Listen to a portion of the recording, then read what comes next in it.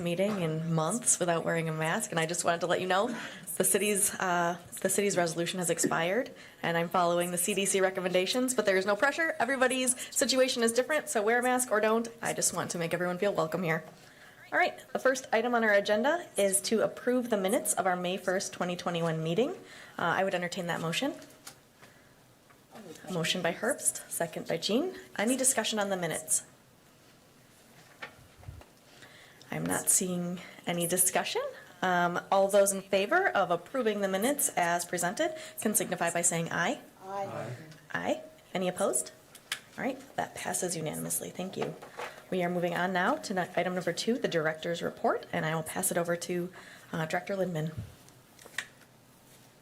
I'm not sure if anyone has any questions on any of the specific items listed here. Myself, Dave, or Scott, be happy to answer them. Mr. Force. Yeah, the digger's tickets, 1,221 already in May. I have to ask, what is that? Primarily TDS. They have 6 or 8 crews in the city. Okay. The permits are managed by up in engineering. Yeah, no, I understand. I didn't know Okay. that the diggers was TDS. I Yep. thought maybe it's the Okay. city digging. No, all right. Oh, okay, yeah. Thank you. Mr. Robinson. Eric. Not sure if that's. I'm not sure that works. Are they giving you advance notice of where they're planning to go? Yeah, we have them broke out, I don't know how many permits, but dozens of permits throughout the city in sections. And so, But in context of, do you do an annual planning meeting with all of the utilities and others where you come in and they give you their work? no, we don't. It's based on project by project. Lots of times like WPS, they have small projects and stuff, so they come in and get permits from us and things like that. Last year and this year's been unusual because TDS is working in the entire city.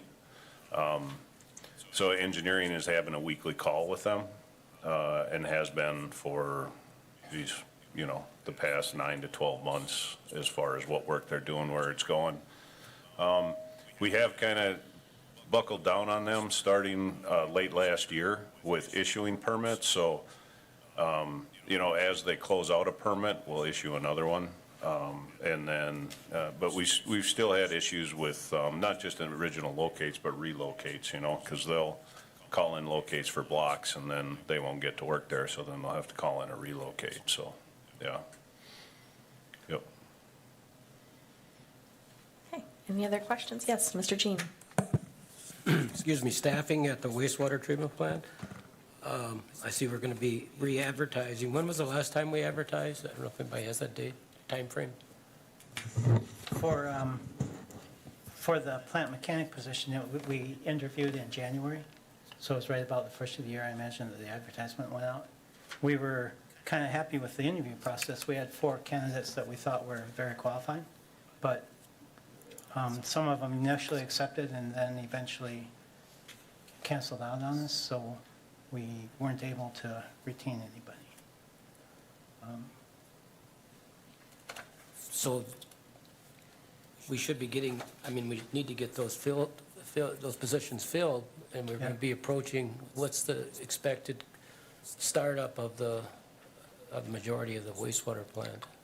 Well, it's supposed to be completely done after 3 years, so that would be 2023, but things are going to be starting to go online.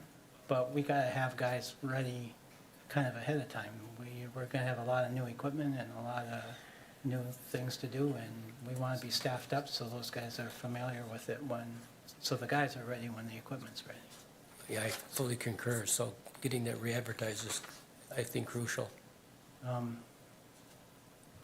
Yeah, but then somehow we got to get them filmed. Right. It's been a year ago that these extra positions were approved, and different things have happened in the meantime, but now a year later, and we haven't filled either position. Okay, thank you. Mr. Robinson. Have you done any interviews, post turn down interviews as to why they didn't take the job? Is it I was looking, HR would do that.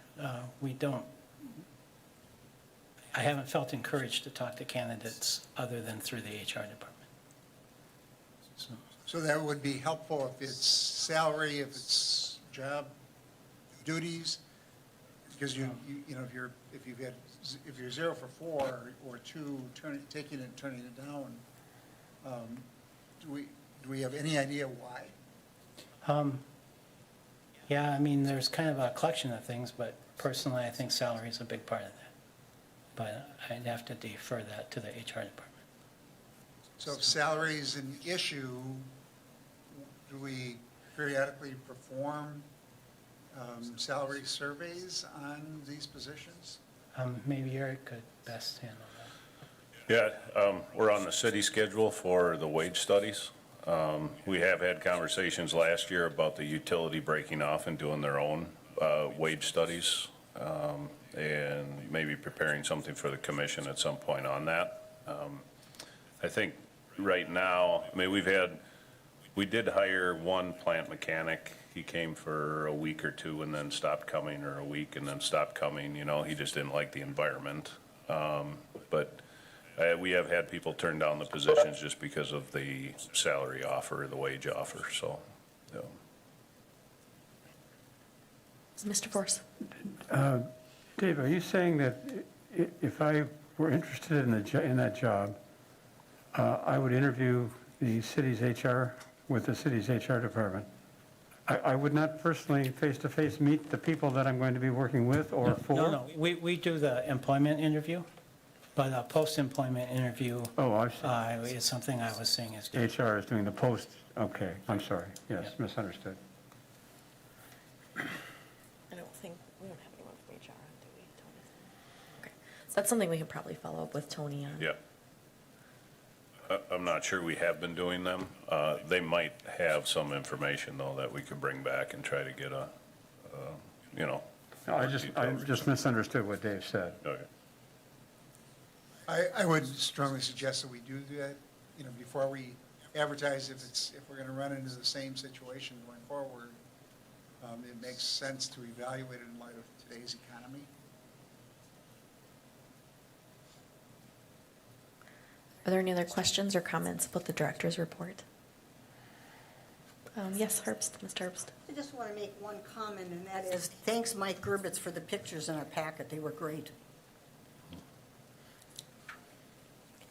Thank you. All right, I guess we are ready to move on to item number 3, discussion and possible action with updates from Clark Dietz on the ownership/partnership with WPS related to solar. I think maybe we'll start with the presentation portion.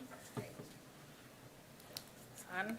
Yep. I'm Tanya Westfall with Clark Dietz. Lisa Zart is here as well. And you should have Chris Collins on the phone from Sunvest. He's our partner on this for the PV side of things. So do I ask you to do it, or do I have a button to move along, or? You'll do, okay. Well, that's us. So next slide. This will be a quick update. For the most part, you've heard some of this and seen some of this before, but the property is purchased, so the city owns the property now, so things can move forward at a little quicker pace. One of the next steps there are a geotechnical investigation, and this isn't just looking at the soil. Some of that has been done in the past to sort of look at if there's any kind of red flags, and Scott's crew helped with that. This is to evaluate the soils for the structural components. I'm of sorry the- to interrupt. Would the panel, would folks mind turning their mics off so that we don't continuously ring? Sorry. That was me. We're good now, thank you. So on the geotechnical side, that would be to design the racking system or the structural pieces of the array itself. So you'll see that happening in the next month or so, probably out there. The next step, or the next item on the list, are zoning and setbacks. And that one's fine to leave there. So I've had conversations with Bill in the zoning department, and as you can see on here, this array spans across 2 separate properties. So one is the property you just purchased, and the other one is the water plant property that you already own, they're zoned differently. So there's a little cleanup to have to do there. What you see on these exhibits as well does not reflect setbacks based on zoning. Those are practical setbacks for the array and the fence itself. So just keep in mind that, that's a little bit subject to change based on zoning itself. Your zoning setbacks are less restrictive than what this is. So we were trying to be conservative in how this lays out on the site. So we're going to go backwards one, which site access is another item that we will be looking at, and some of what Eric will be talking to you presentation will relate to this. So if you're back on the map, please. So the plant is off to the west of the site, as you can see there, and there's a kind of a more open area on the west side of the array inside of the fence. If the city opts to own this array themselves and go forward that direction, that area would probably have some electrical equipment, and the site would be accessed from that direction through the plant site.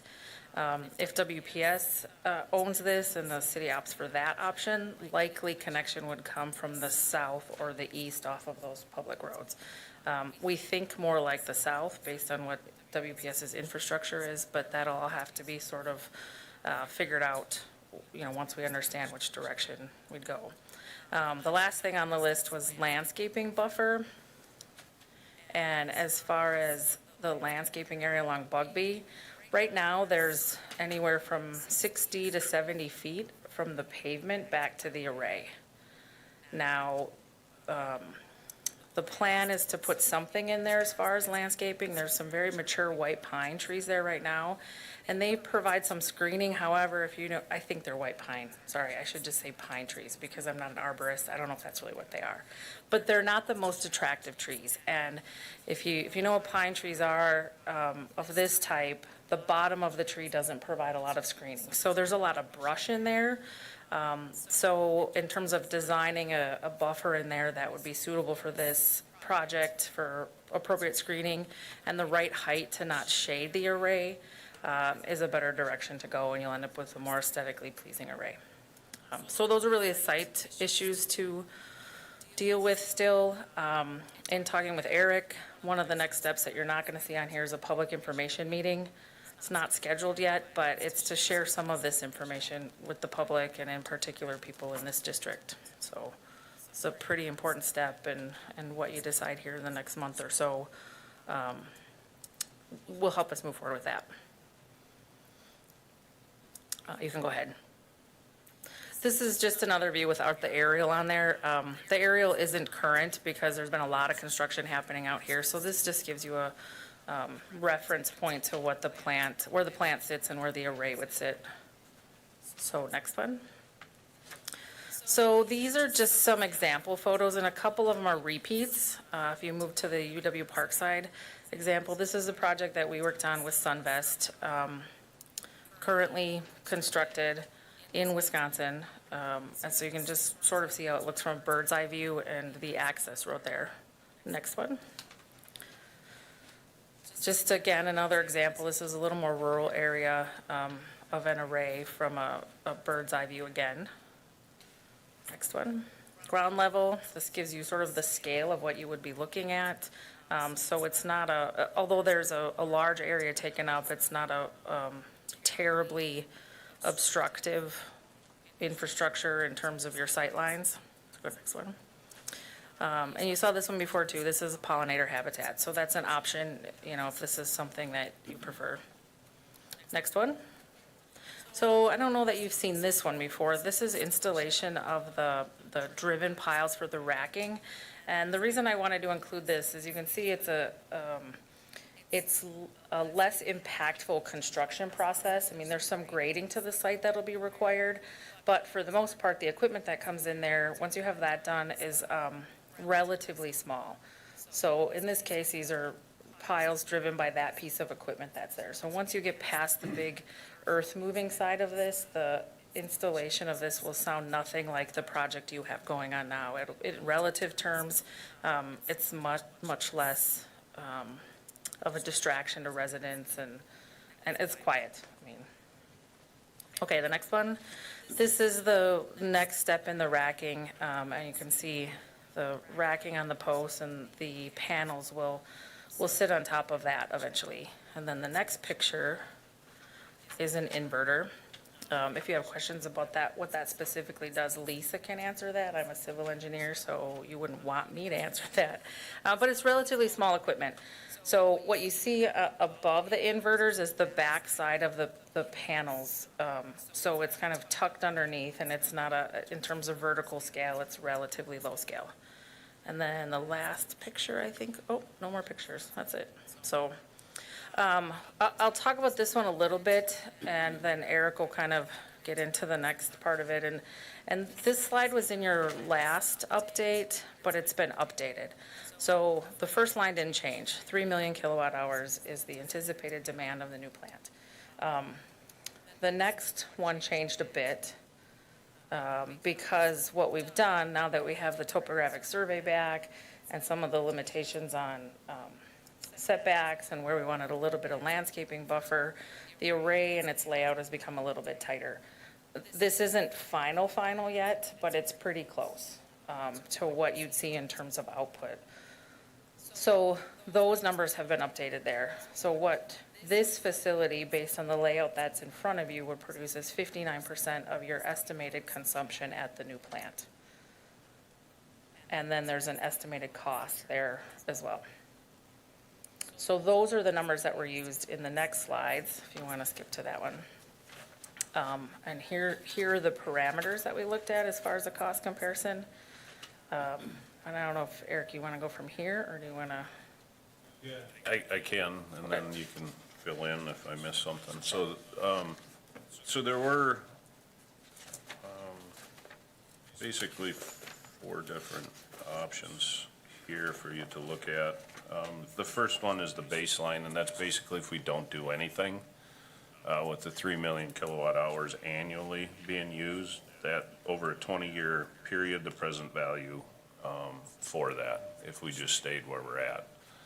And assuming that, you know, there aren't really any significant changes in the power costs or additional taxes or anything like that that comes in as well. That's just using today's cost with what we're paying now, along with, I think it's 1.5% annually. The Is that what- escalator on yeah. that? Is that what we put on that? Is that 1.5% annually? The second would be if the water utility constructed, the present value, again, would be 5 million. That, again, is assuming that we're going to use the full 3 million kilowatt hours annually. And that includes the capital cost. You'll see those large costs for the first 10 years, and then that will drop off, and this is ran out for 20 years as well. Going with the NatureWise program is the next option, where WPS constructs the facility. And we purchase 2 million kilowatt hours annually from them. And so there's a premium on those costs. And so you'll see that's slightly more than if we owned it, at least. And I'm about 80–85% good with the numbers that we're running right now. I think if as we move forward and kind of really dive into, how we use power at our current facility, what we expect, and I think that we can tune these in a little bit more. And obviously, we don't have any capital costs on this one, but we have the premium that we're going to pay for the NatureWise, the 2 million kilowatt hours per year. And again, assuming that we're going to be using 3 million kilowatt hours per year.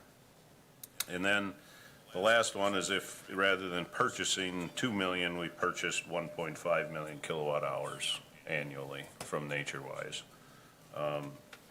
Then obviously that drops, and then, so we'll be on the grid. We can, always with the program, this would be part of the agreement with WPS, the minimum that they would require us to purchase, because they would be doing the upfront capital cost with the construction.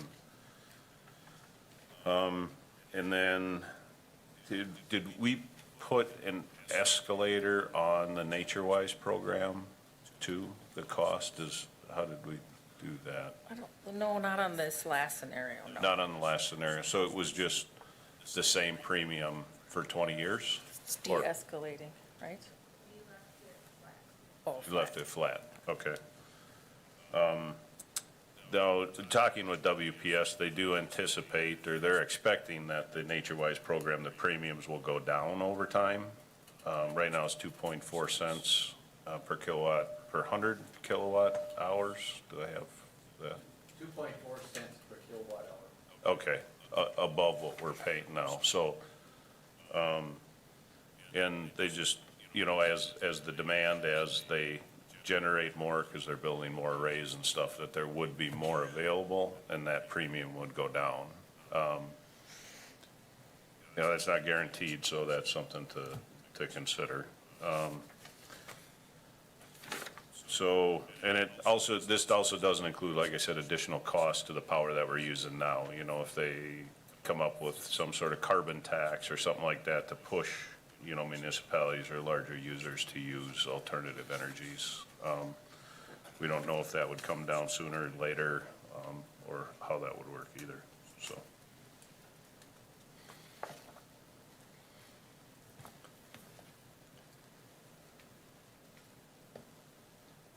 Questions now or later? Yeah, I think, I guess, if the mayor's. okay. Yeah, if you have questions, let's talk about them. If we were to do nothing, what would happen to that property that we own out there?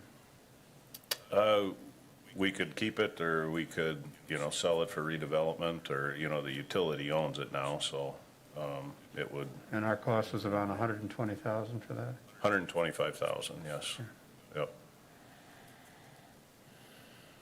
Or we could wait and hang on to it and, you know, do this down the road, or, you know, it's, I guess there's, different possibilities. Okay. Yep.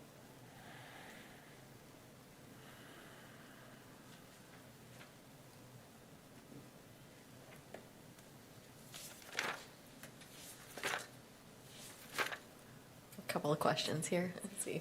Mr. Jean, then Mr. Robinson. What do we pay for kilowatt right now, not under the NatureWise program? That's in here somewhere, isn't it?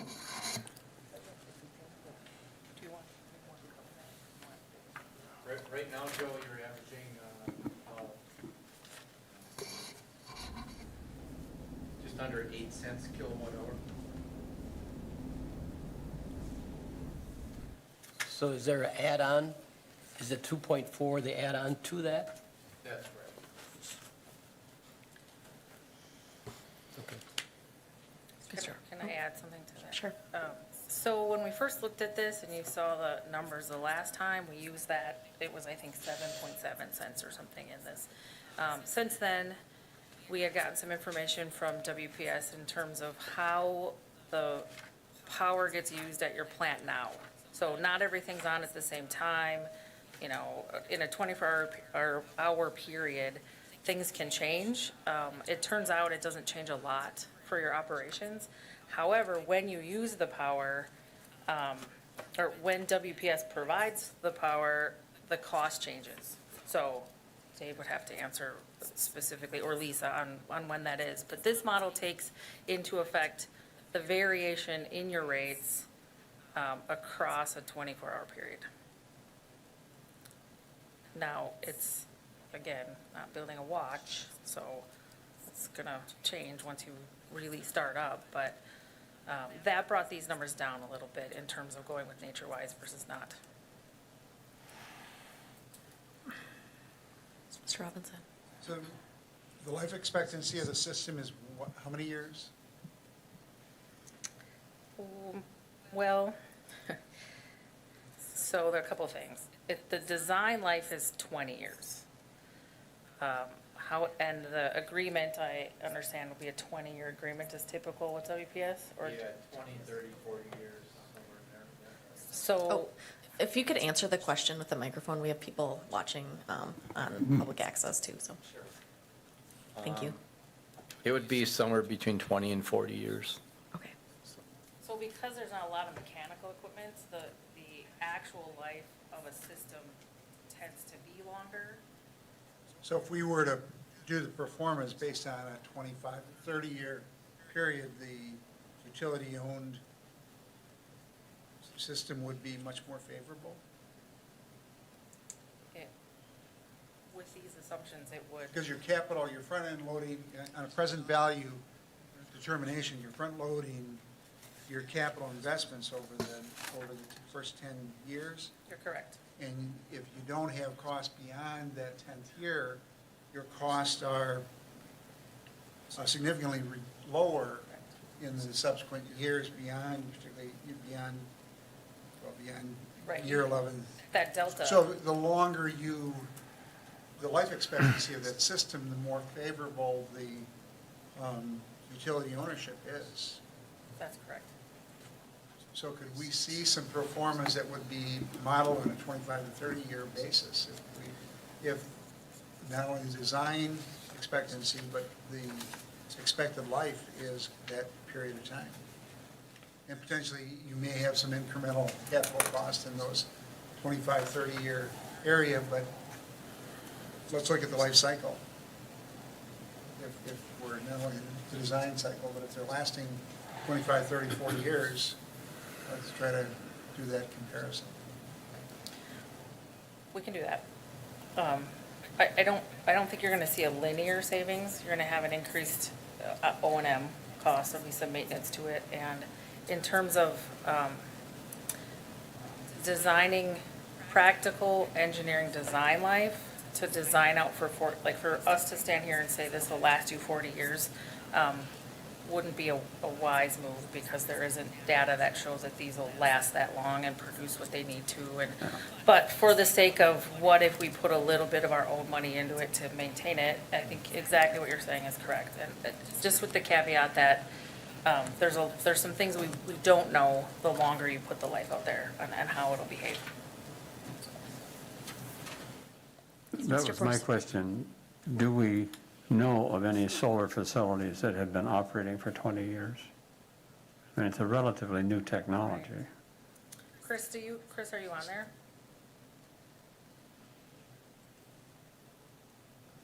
My guess is we don't. We don't have firsthand data, information on that ourselves. The other part of it is an array that was put in 20 years ago will have used very different panels than Yes. today. Yes. So they may still be there, but maybe they've changed out their panels to something much more efficient.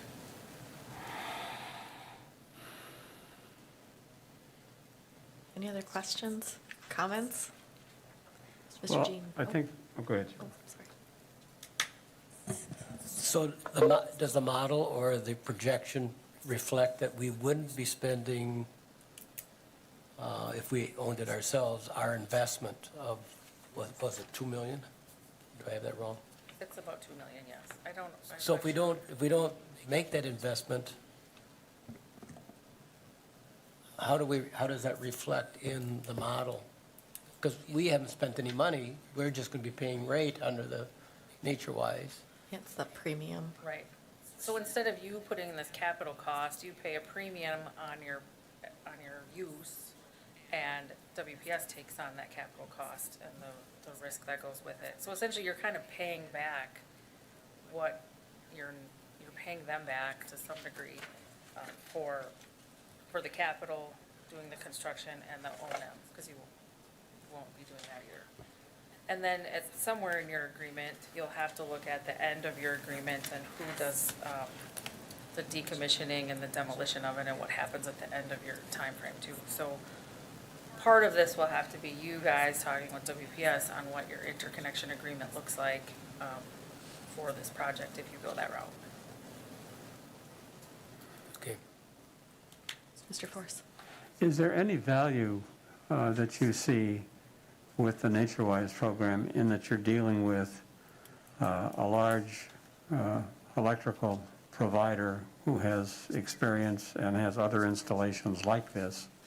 Is that of any value in a project like ours? I think the biggest value will be in that you'll have a customer to buy the power back. Well, you would either way. You aren't getting paid for that 2.7 cents of bulk rate for power you don't use, that goes back to the grid. Right. They take on that risk and decide, use it wherever it needs to go, and how to, predicting how much you really will use and the extra available at any given time is a little bit more difficult since this is a brand-new plant. But you'll have some that you don't use that would get wasted if you didn't interconnect, and you'll have some, because you'll interconnect, that you only get 2.7 cents for at this point. And some of my question was brought about over concerns for O&M. If they own the system, they're operating it versus we owning it, and perhaps Sunvest or whoever provided the panels and the mechanism, they're doing the O&M on it. Is there any difference in your mind there? Is the risk any greater one way or the other? It's pretty low O&M cost, and it would be different, I think, if you guys didn't already have people experienced in the electrical side of things. I mean, you have licensed electricians on staff, and I don't know how the equipment agreement would be with WPS in terms of the transformers and the bigger equipment. I would assume you guys would want a maintenance piece of that, but, and certainly in that case, that's much more highly involved equipment. But maybe the two of you could add to that from an electrical perspective. No? Yes?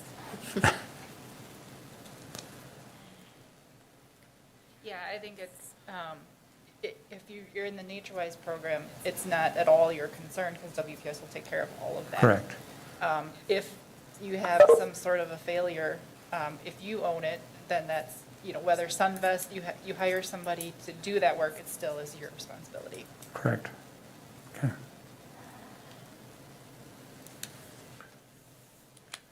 Me personally, I think that working with WPS would, from the O&M side, depending on how the agreement shakes out with them, there is advantage there.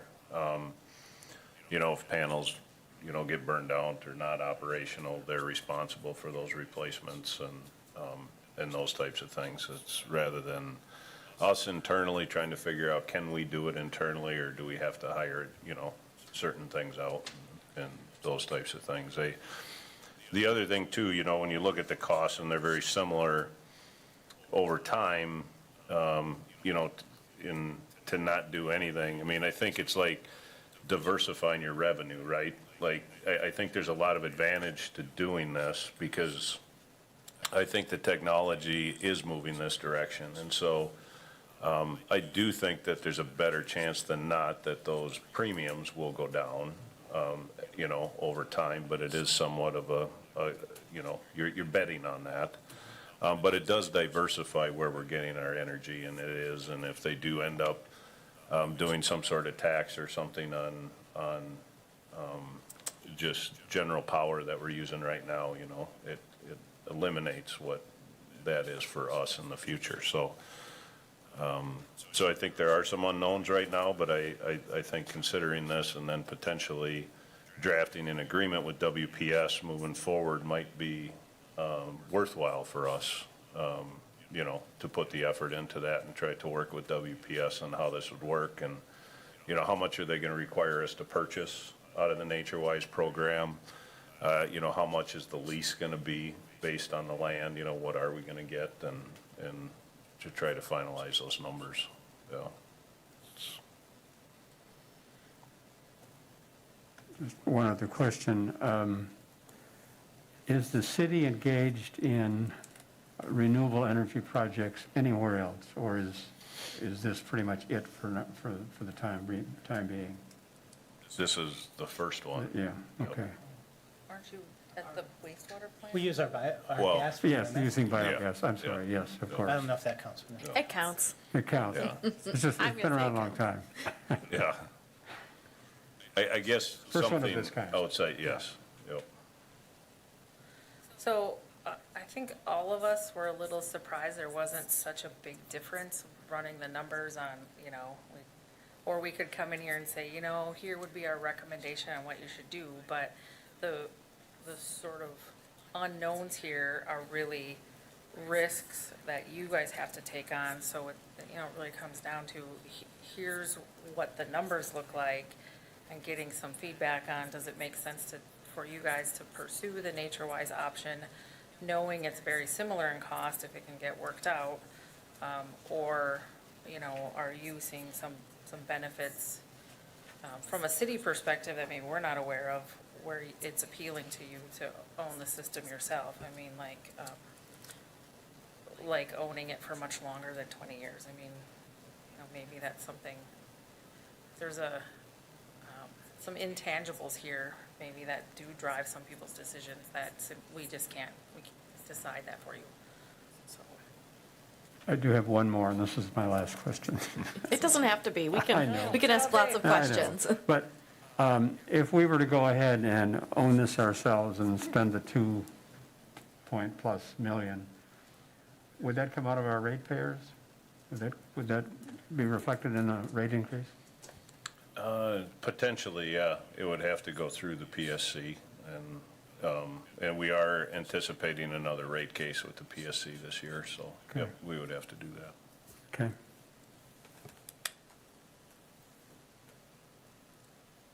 Are there any other questions? Yes, Mr. Robinson. What are we doing today? Then, just this is an update. What's the expected outcome? Yeah, I guess I would like some direction to, I really think that, to kind of bring this all together, to work with WPS on an agreement over the next month and finalize some of those details as far as what that lease would be, what the requirements would be from WEC as far as how much we have to purchase in that agreement, the length of the agreement. We could take a look at running out 25 or 30 years on some of these. And then but at least, continue to move forward with the design.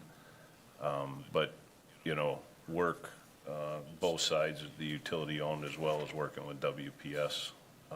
Because I think that there are advantages there working with WPS. And so that the commission can make a well-informed decision maybe come July on whether it's going to be utility owned or shared with WPS partnership.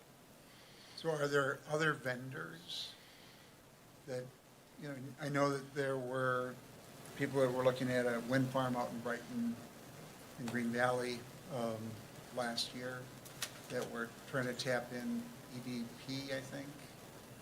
Are there other vendors that might also be interested and that could be the potential developer of that? As long as we're exploring options, we have a responsibility to the ratepayers to be prudent, both in context of the cost and in the options available. And so are there any other, if we were to put this out for proposals, would there be any other vendors that might be willing to propose a solar array and provide the service to us,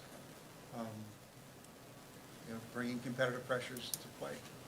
So if the city owns the system, it goes up for public bid, and the person who builds it is selected by low bid. That's different if WPS owns it. In terms of someone else owning it and selling power back to you, that's not part of what we've talked about up to this point. And some of that has to do with what Wisconsin law, essentially. I mean, it doesn't make sense from a cost perspective to go that route. We looked at that, Jim, before we got to this point with the utility. We've been looking at solar probably for going on 4 years now. And we had some other vendors come in about third-party owned, selling the power back to us. They build it and then selling us the facility after 6, 8, 10 years, whenever they get the tax credits. That too did not pencil out because of the fact that we had to buy the power at the rate they would sell it back to us. And so, that's why we ended up moving towards, building our own. And then that's kind of the direction that we really focused on until WPS approached us, when they realized the size of the facility that we were gonna be building. So yeah, I mean, the tax credit, the third party owned, I mean, we've looked at that. Like Northwind, I think. Northwind was one, I think that was the first one. It was Blue Stem out of Nebraska, tried to do another one for us that didn't pencil out. And then I think we worked with somebody else out of California trying to do something, and that didn't work either, so.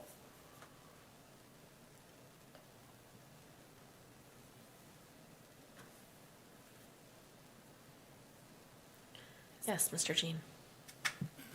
Does Public Service have any other sites under this, under Nature-Wise? We do not have any other situations like this. This is going to be the first one in the state of Wisconsin. Well, then I'll ask, has other utilities done something similar to this in other parts of the country? I'm sure they have, but I can't comment on other utilities, so. Joe, I did want to correct one thing that I had mentioned, I believe, at the last meeting. You had briefly asked about the old rate that you used to be on at the water plant. And that was our direct load control program. And as of January 1st, 2020, that program has been eliminated. But we do have a program that's a little bit different than that you guys could potentially be eligible for. And that would be our CG20 Response Rewards Program. And the way that works is we call 300 peak pricing hours a year. And you have the option of getting off of using utility power at that time by either running your backup generators or just flat off getting off, because the price bumps up to 40 cents a kilowatt hour during those 300 peak pricing hours. But if you were able to respond during those 300 peak pricing hours, you could potentially see a 30% savings in your annual electric costs per year if you responded 100% of the time. So that may be an option for us going forward. And I say maybe, because I looked at the tariff and it's limited to, I think, either 25 or 50 customers company-wide. And we'd have to discuss that with upper management to see if that's something that would work for you guys. Now, keep in mind that it's not all wine and roses there either. I mean, when the price jumps up to 40 cents a kilowatt hour, it's pretty expensive, so.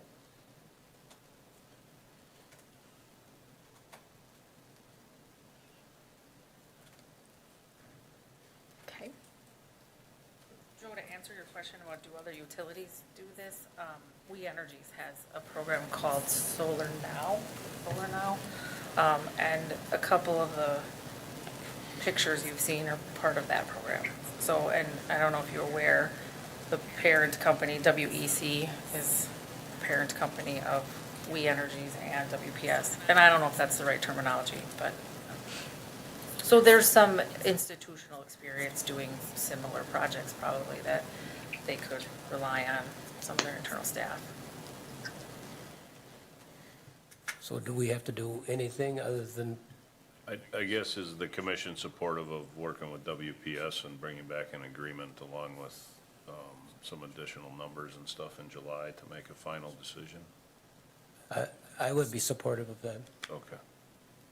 Is a motion required? I don't know that I need one, I don't know. I don't think we have to if we can continue having these discussions, and then next month we'll make the decision. Well, I'm on the record as Joe is in support of pursuing more information Yeah.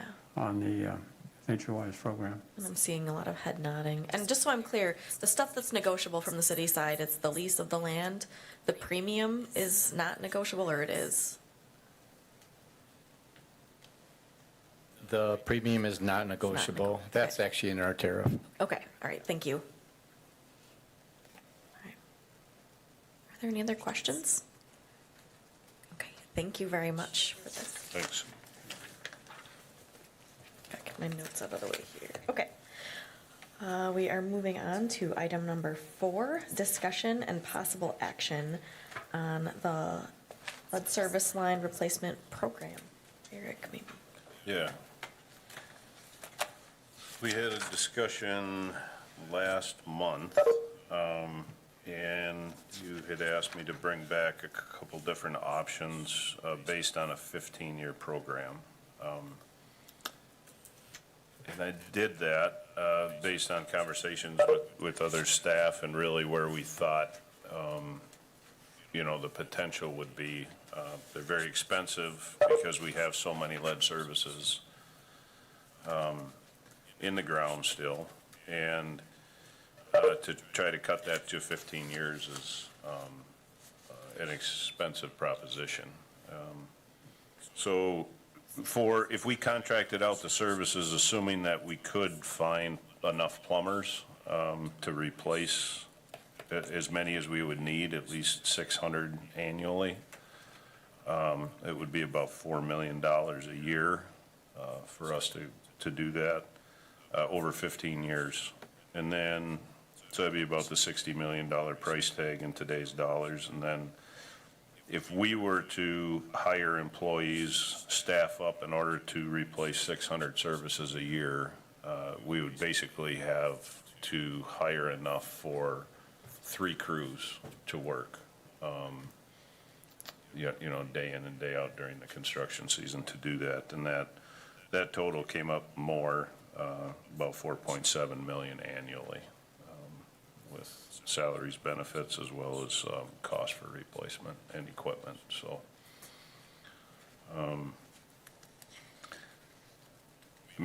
I think that the program itself that we're doing right now, relying on the homeowners to do it, to take the initiative, we're lucky to get 100 a year. And so if we wanted to do something different where the utility would set up the contracts with the plumbers, the hinge point there is the fact that the homeowners on the private side are not required to do it. So, we would, in order really for that to work and for us to guarantee that we would get through it, I believe that the commission is going to need to consider a mandatory replacement ordinance to be put in place. So if we replace our side, the private owner would have to replace theirs. And so, we could set up low interest, no interest loans for the homeowners over a certain number of years, just like we do with the replacements now if they exceed the amount of the grant. We do know that there's grant remaining for 22. We don't know beyond that. And so anyway, these are kind of the options. I did look into the Green Bay program, but they had considerably less replacements than we do. And so they were able to get through that program. And that took them 5 years to get through that, so.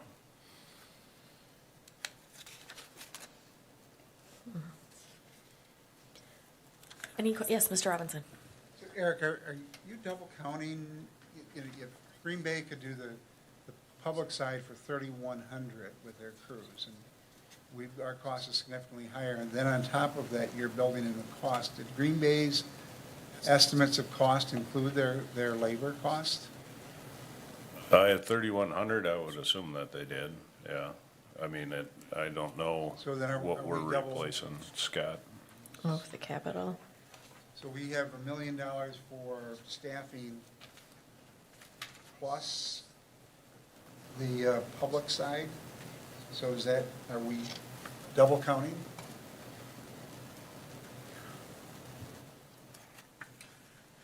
Well, I suppose, yeah, we could be a little bit double counting, but on the public side, we have street, curb, sidewalk, everything that has to get replaced on that. I don't know, Scott, off the top of your head, if you knew, like, where we were at when we replaced the public side.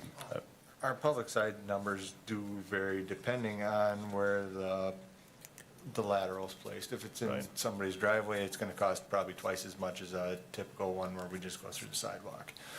We have costs that vary depending on hole size, what kind of material. So we have everything that varies from sand to clay and rock, all sorts of different materials. And because of the river up to elevations up higher, we go from, like I said, sand to rock. So those costs vary considerable as well. A good service in the sand, we can probably do in 2 hours with a trench box and have minimal hole. You get up in the rock, it could take a day. Larger hole, larger asphalt. Typically, our patches cost more than our labor to do the replacements on our side. We are blessed with a very good crew, though, as well. They work good as a team. They're probably doing these just as fast, or if not faster, than any place in the state. You hire on new people, it's gonna take probably 4 to 6 years to get that kind of cohesiveness within the team and get that kind of production out of them. So there was a lot of numbers that were taken into consideration here, so this is our best estimate at what we're gonna be able to start off with and come working with now.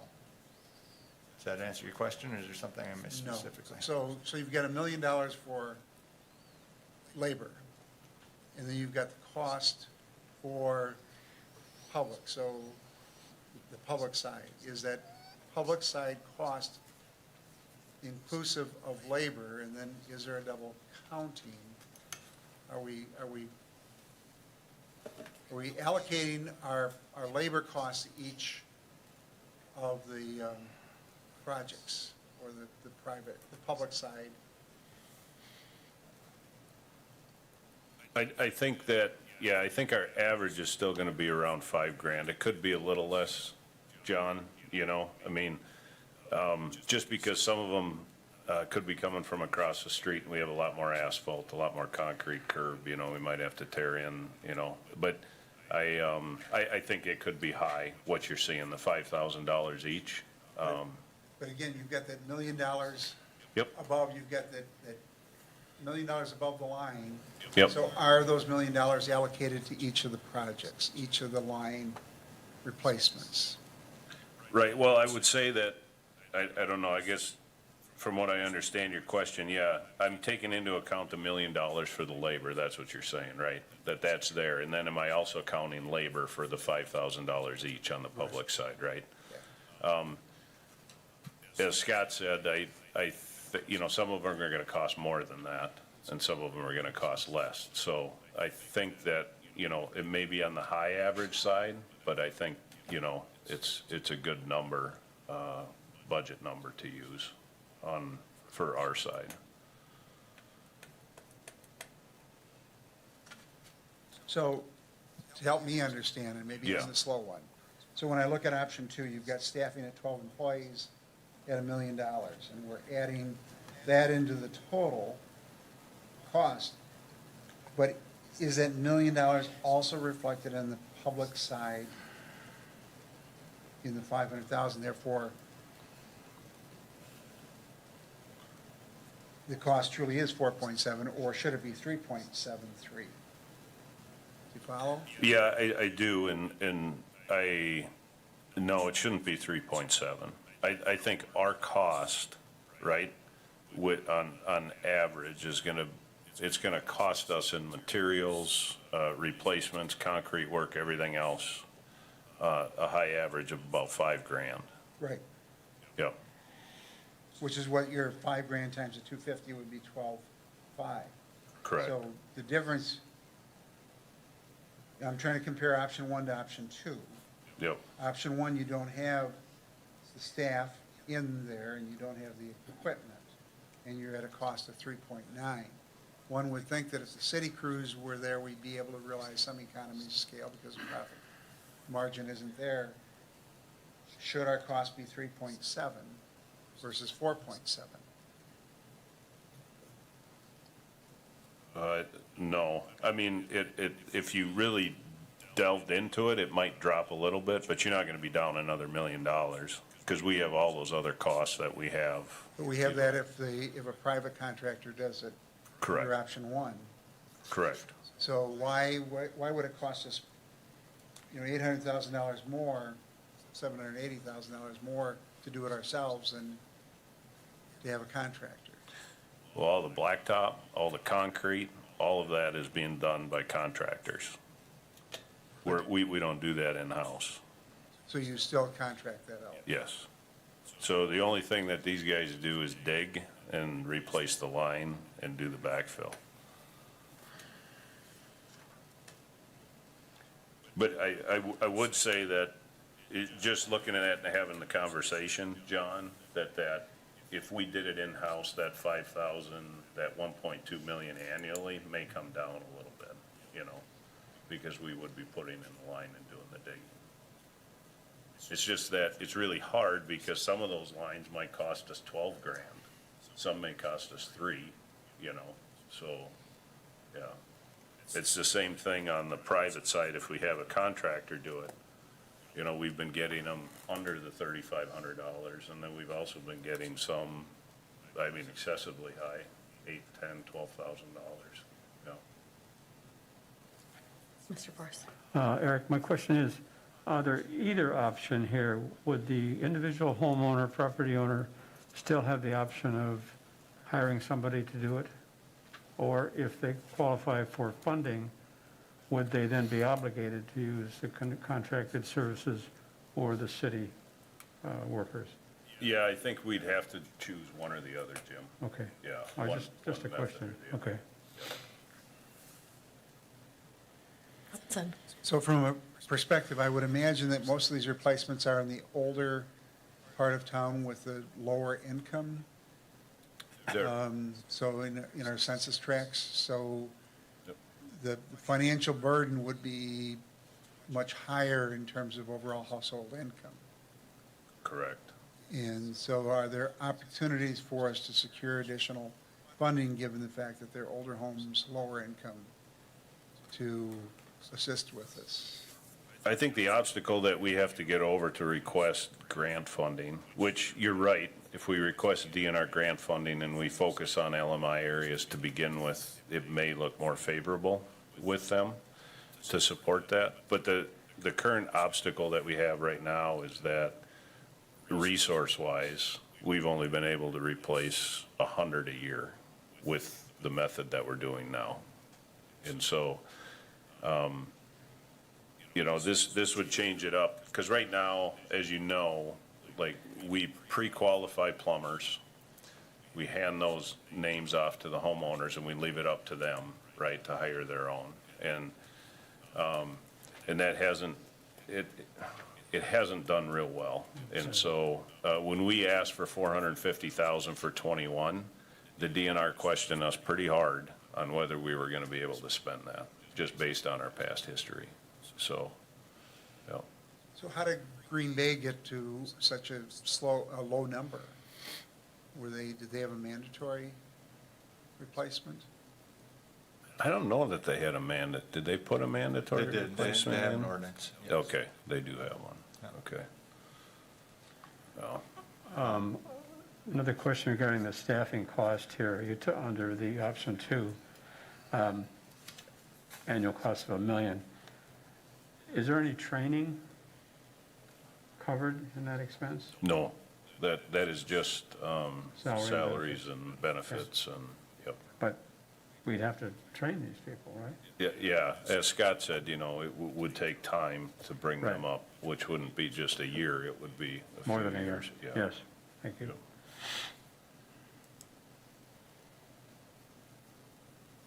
Deb.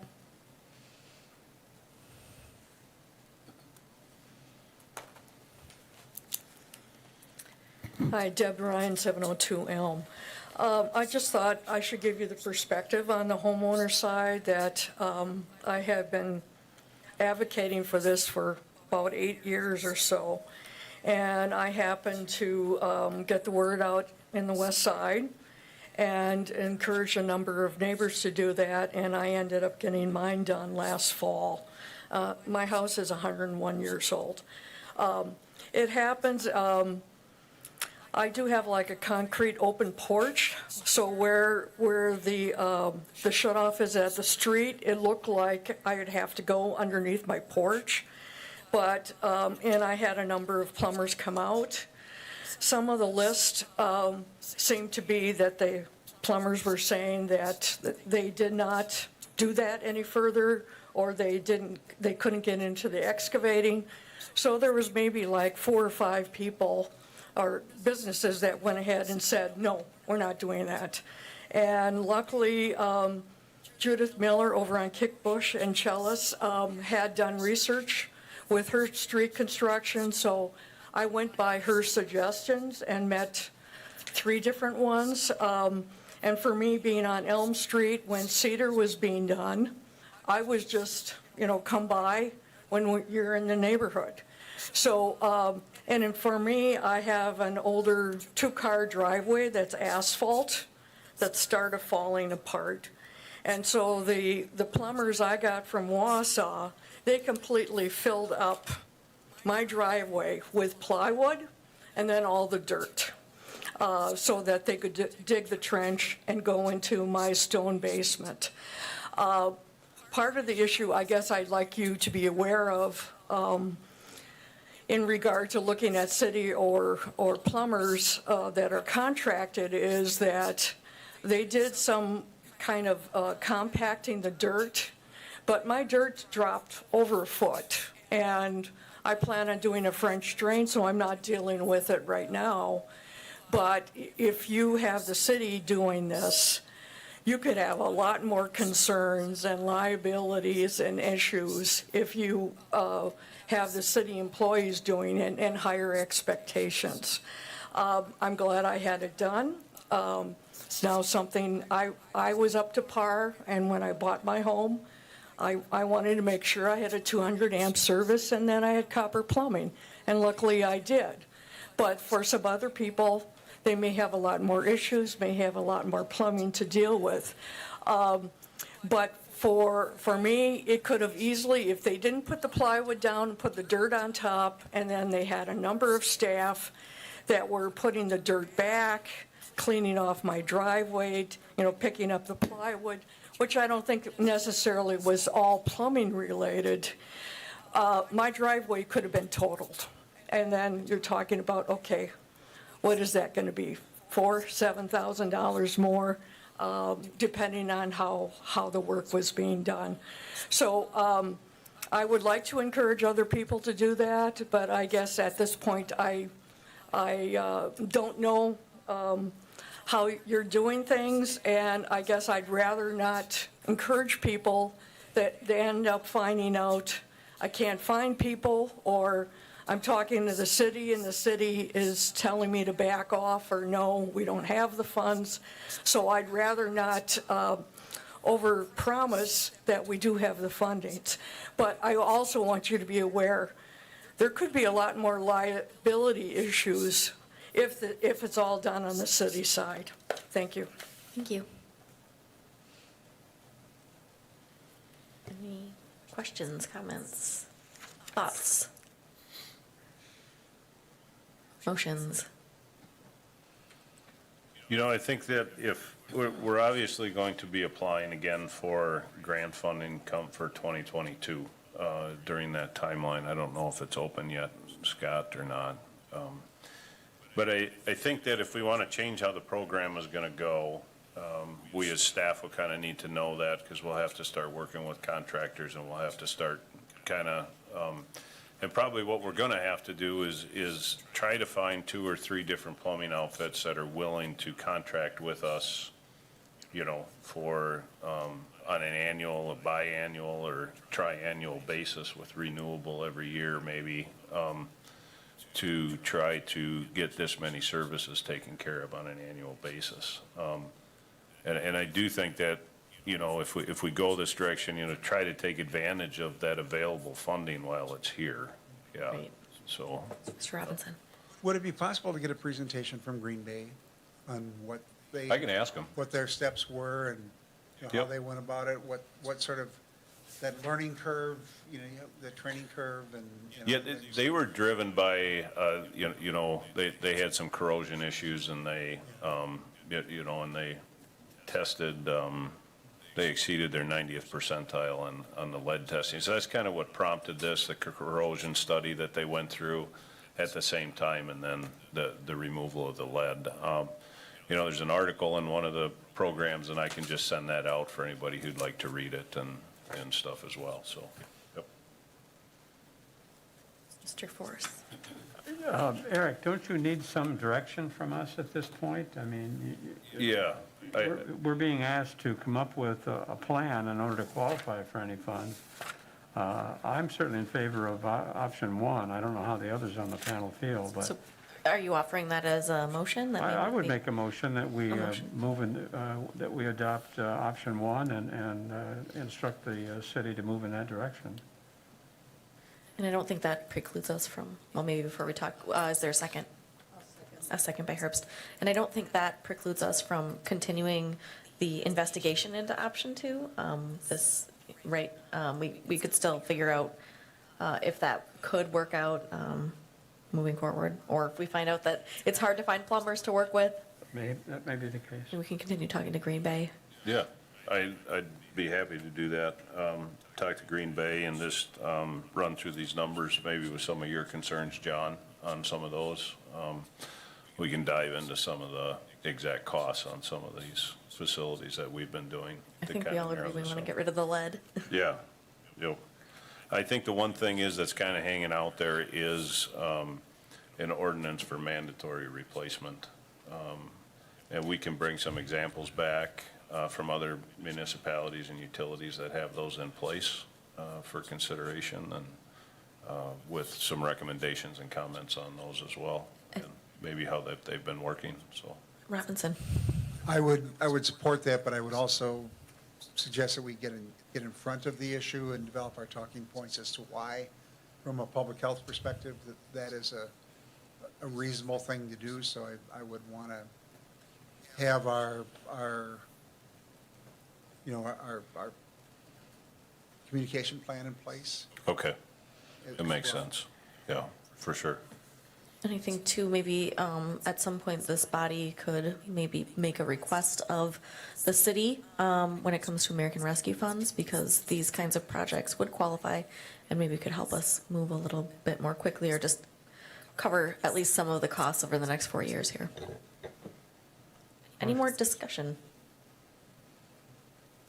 All right, all of those in favor of pursuing option one for contracted services for lead service line replacement can signify by saying aye. Aye. Any opposed? Okay, Mr. Robinson. Could I, as a separate motion, direct staff to begin working on development of a program for low moderate income individuals utilizing the American Recovery Plan dollars, and bring that back within 60 days? All right, we have a motion to start developing a plan. Is there a second?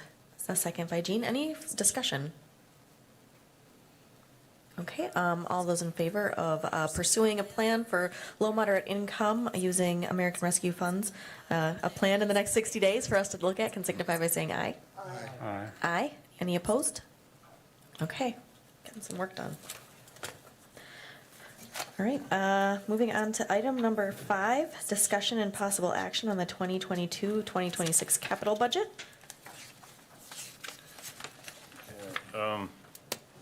So for drinking water and wastewater, last year, there was a request to kind of break out the borrowing side versus, what we'd use out of the operating budget. So that's what you'll see here.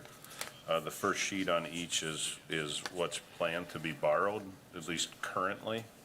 And then the second page for each would be what's planned to come out of the operating budget, based on some projections that Valerie and Finance have come up with. So, obviously, every year our borrowing on our street projects is significant. A couple items to note on the wastewater side. We had a couple projects for the water main replacement over on 17th Avenue. And then we also have a 14-inch water main extension up on Bugby and campus, which is related to the improvements on the distribution system once the new plant and stuff is up there, so. Any questions or comments or a motion? Mr. Jean? On the sewer side, under sewer lift stations, Yes. the Evergreen lift station replacement force main, there's no number there. Did we get it resolved, or? No, we haven't, we haven't got that investigated Oh. yet based on, so I didn't have a specific note, if we really need anything. If it's what we talked about, Joe, then we might just be able to repair it out of the operating budget if we don't have to replace the whole thing, so, yep.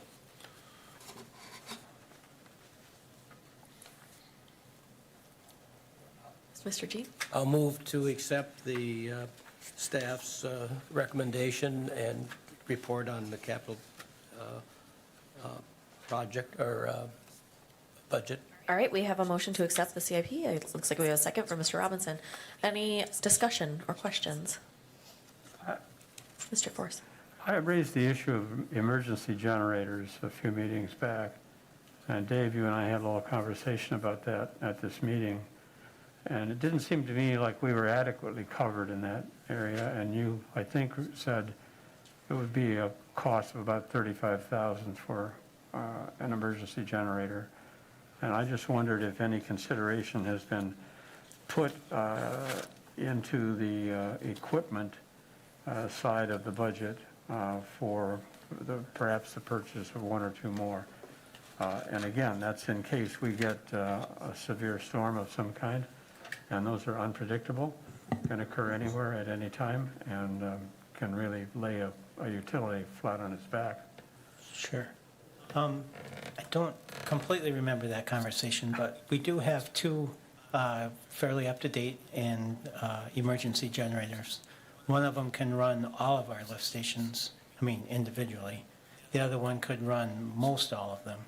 I want to get another smaller generator that would kind of pick up the smallest loads. And with those three, I think we'd have the generators kind of covered. We've also talked about getting a trash pump for bypassing when that's necessary if it's not just a matter of electrical power. But I think we have that in our operating budget. And so we've got some money to cover some additional equipment there. And if we can get those things in place, I think we'll be in pretty good shape. Okay, So, well, just checking. sure. Okay, any other comments? Okay, all of those in favor of accepting the CIP plan as presented can signify by saying aye. Aye. Aye. Any opposition? All right, that passes unanimously. Sure.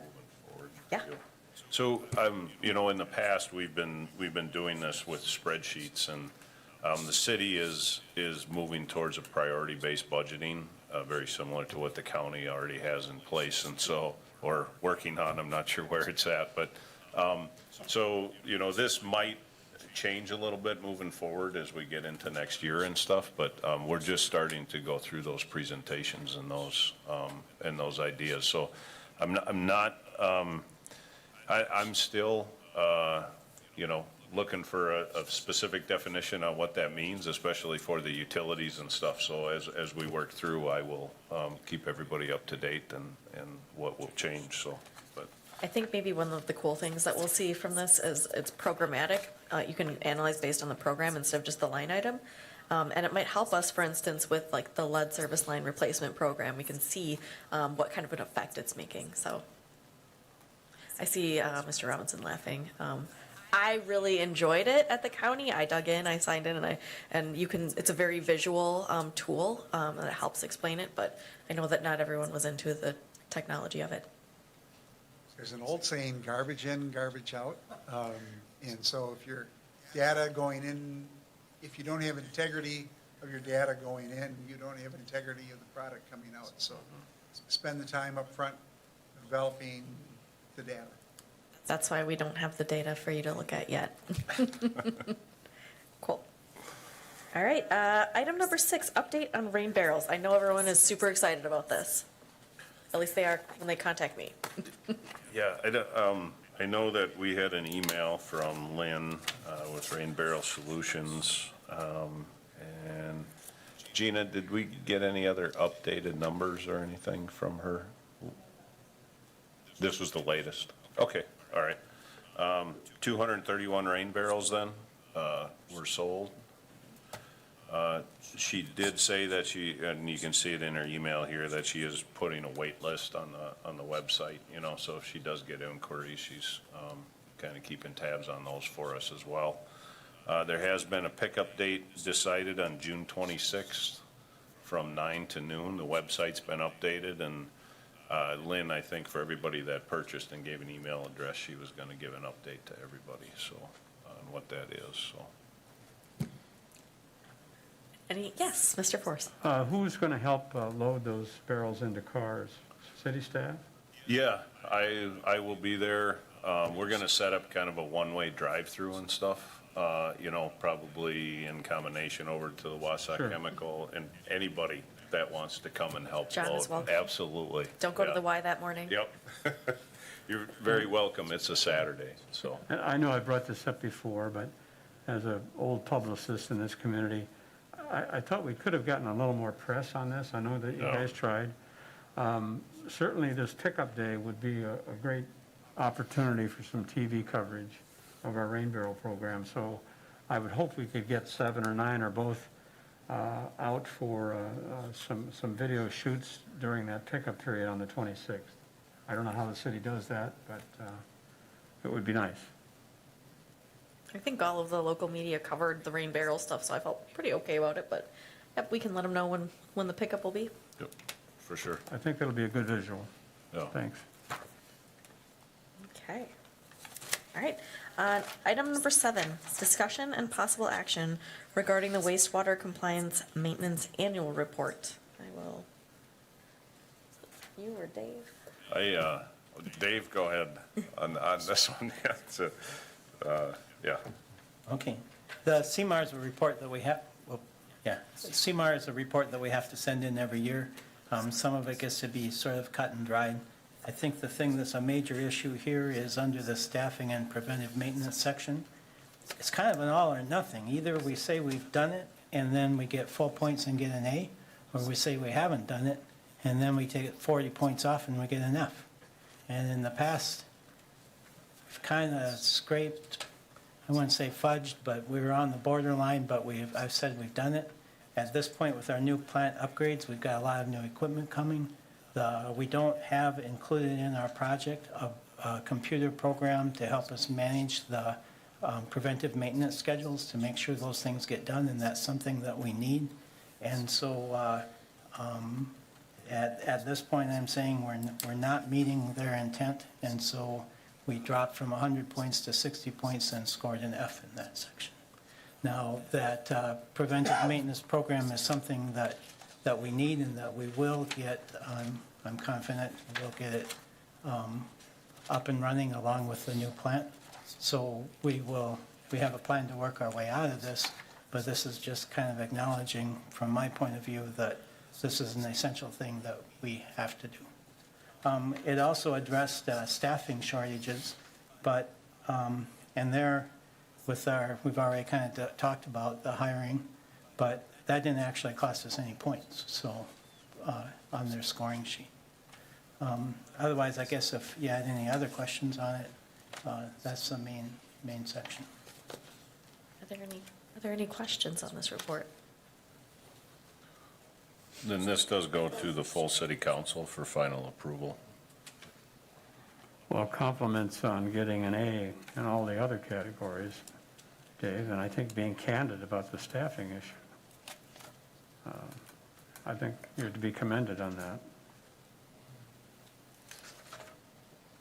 Yeah, thanks. There's no point in shooting ourselves in the foot by claiming we're doing better than we're doing. It's supposed to be, I think, a planning tool, and so facing it openly is the way to do it. Yeah. Any other questions, or does anyone have a motion? Mr. King. Also move to approve the compliance maintenance annual report and have city council act on it. All right, we have a motion to approve the report. Yes, second by Herbst. Any more discussion or questions? All right, all those in favor of approving the wastewater compliance maintenance annual report can signify by saying aye. Aye. Aye. Any opposition? All right, that carries. Thank you very much. We're now on to item number 8, discussion of PFAS sampling of drinking water, wastewater, effluent, and biosolids. So John gave a presentation at the last meeting, and then there was a request to kind of have a discussion and a follow-up on that and kind of where we're at, and Well, I made the request. I don't want to prolong the meeting unnecessarily. I just wondered if we had any plans in the works to do anything based on John's excellent presentation and all of the discussion we're seeing in the industry about PFAS. yeah, I mean, I agree. John's presentation was good, and so I appreciated that, John. And the DNR did come out, so they have given some guidelines on, for testing biosolids. And I guess some of those questions as far as when to test and how we're going to test, it would have to have a conversation, I think, with the DNR. And how we move forward with that. For one, the testing method, to make sure that we're using kind of what the majority of people are using, and then, what the implications are as far as what those results are. They did, like I said, they set some guidelines as far as what those, and they're fairly low, parts per trillion, anything below 16 parts per trillion. Basically don't have to do anything. I think 16 to 50. Then you just have to kind of try to figure out a reduction plan, try to find out where it's coming from. And then anything over 50 then would be determined that it cannot be land applied. I believe that's what the thresholds are. And then we'd have to find somewhere else. And so, I guess from a staff perspective, I'd really like to get the DNR, the regulation agency, involved. To set up a plan on how we're going to and find out what their recommendations are. I don't know of any other wastewater facilities that are doing it right now. There could be others in the state, I'm not sure. And then there was something else that we had talked about too, on those. I think Madison is kind of ahead of everybody on the Yeah, testing. I'm sure. That might be one Okay. to look at. Okay. But then also, we talked, and part of what the DNR was pushing with this interim strategy was addressing any sources of it. Mm-hmm. So we may need to look at how we would identify those and approach it. And then I think we'd have to work with, Marathon County landfill as well, because we are taking their leachate, and I'm not sure where they're at either, as far as any testing that's been going on. And as you know, I think the DNR did come in and test our influent, but they haven't released any of those results from around the state, so. Yes, Mr. Force. Not necessarily a PFAS issue, and John may be aware of this. In my readings this week, discovered a bill that's been proposed by 2 Republican senators regarding coal tar sealants. Are you on top of that at all? This is the issue of toxic material and sealants that are going on to asphalt and pavement surfaces and the runoff into streams. And I would just urge us to keep an eye on that, and I would support legislation restricting coal tar sealants at the state level if the legislature is willing to pass that. I'm also aware of some communities, I think Milwaukee County or maybe the city of Milwaukee is restricting that, prohibiting that. There are alternatives that apparently are just as cost effective and are not toxic. So just an issue to be aware of. Thanks. Mr. Robinson. I mean, that bill's been around for a long time. Has it? And hasn't gone anywhere. Since the 80s. Unfortunately.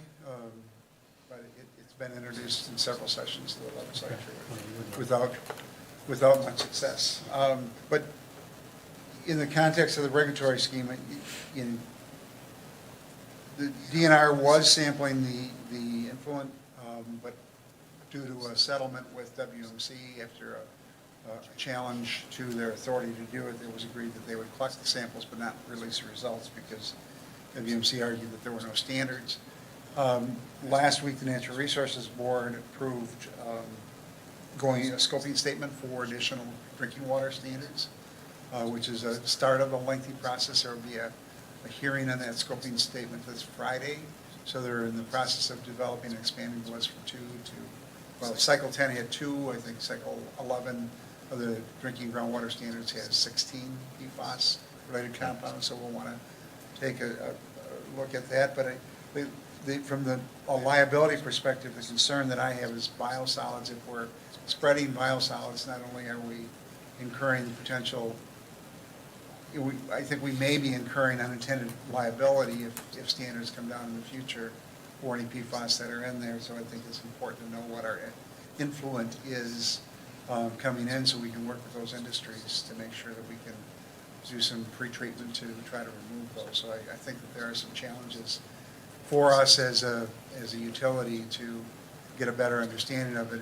It's probably, it could be 30 months before we see any rules effectively in place unless EPA begins to act. I think that due to the challenges from WMC, I think that a lot of the regulatory framework will be driven by what the feds do going forward. So we'll want to pay careful attention to where EPA is in their rule development process. Thank you. Is there any further discussion? Okay, thank you. We will keep an eye on that. Number 9, discussion and possible action on the date of our next Wausau, or our next Waterworks Commission meeting. Looks like we're scheduled for the 13th. Do we need action on that, or are we Was set? Was it supposed to be the 5th? So the first Tuesday, it's always the first Tuesday. However, for that weekend, it was 4th of July, so we're not sure if people will be out of town or not. If not, we can go back to July 6th. Mr. But Hudson. tentatively, we had it scheduled for July 13th in the beginning because of the holidays. Yes, chairman of the MPO. There is a standing Metropolitan Planning Organization meeting on the second Tuesday at 2, and a technical advisory committee at 1, which involves Eric and at 1 and Katie and I at 2. So there's a conflict on the second Tuesday. I'm in favor of keeping it, if we can, on the same day, same time, so that we, On the 5th, you mean? yeah, the first Tuesday, it would be the 6th, wouldn't it? Or the 6th? I mean, I don't have a life anymore, so it works for me. That's right, I see Monday, the 5th, we're observing the 4th of July. Yes. Even though we could observe it on Sunday, the 4th, but for some reason we're not.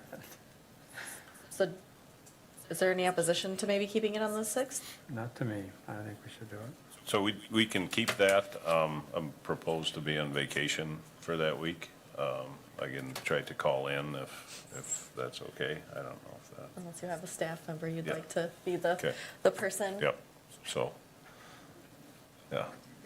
So we'll get everything prepared, and we'll keep it on the 6th, so, Okay, then. okay.